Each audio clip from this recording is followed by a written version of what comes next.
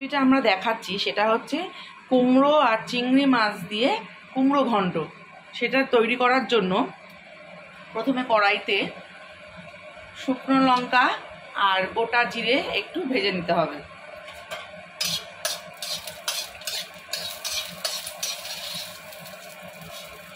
গোটা জিরেটা দিয়ে আমরা একটু ভেজে নেব, ভাজা হোক আস্তে আস্তে, তারপর দেখাচ্ছি আবার। আমার জিরে আর শুকনো লঙ্কা ভাজা হয়ে গেছে, এবার কড়াই থেকে আমি নামিয়ে নিচ্ছি। এটা একটু গুঁড়ো করে নিতে হবে। সর্ষের তেল দিয়ে নিলাম। তেলটা গরম হয়ে গেলে আমি চিংড়ি মাছগুলো দিয়ে চিংড়ি মাছগুলো ভেজে নেব।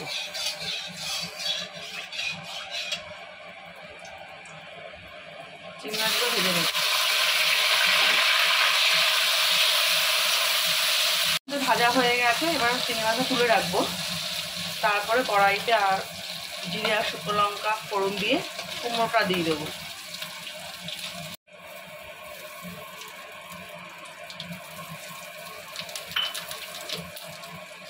জিরে আর শুকনো লঙ্কা ফোড়ন দিলাম, এরপর কুমড়োর টুকরোগুলো দিয়ে দেবো।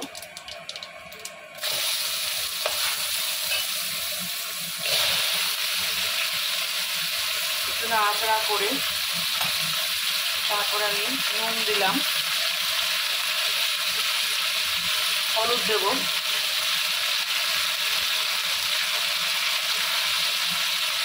তারপরে চিনি দেবো পরিমাণ মতন।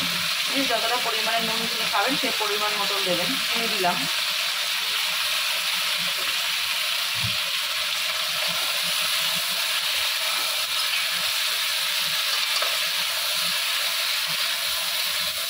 নাড়াচাড়া করে একটু গ্যাস কমিয়ে রাখতে হবে।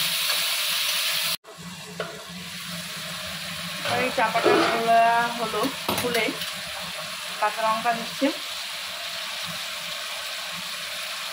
আর ভাজা চিংড়ি মাছগুলো দিয়ে দিচ্ছে। আর যে জিরে আর লঙ্কাটা ভেজে গুঁড়ো করে রেখেছি সেই গুঁড়োটাও দিয়ে দিচ্ছে।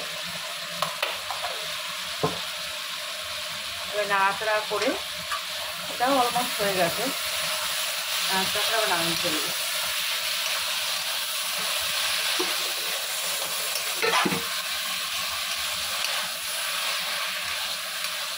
কুমড়ো ঘন্ট, কুমড়ো দিয়ে চিংড়ি মাছ দিয়ে কুমড়ো ঘন্ট রেডি।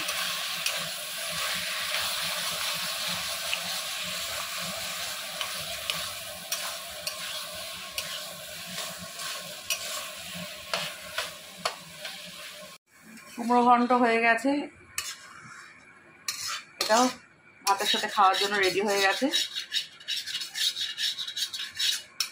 আজকে সানডে, রোববারের দুপুরের খাওয়াটা সবাই জমিয়ে খাওয়া দাওয়া করুন একসাথে।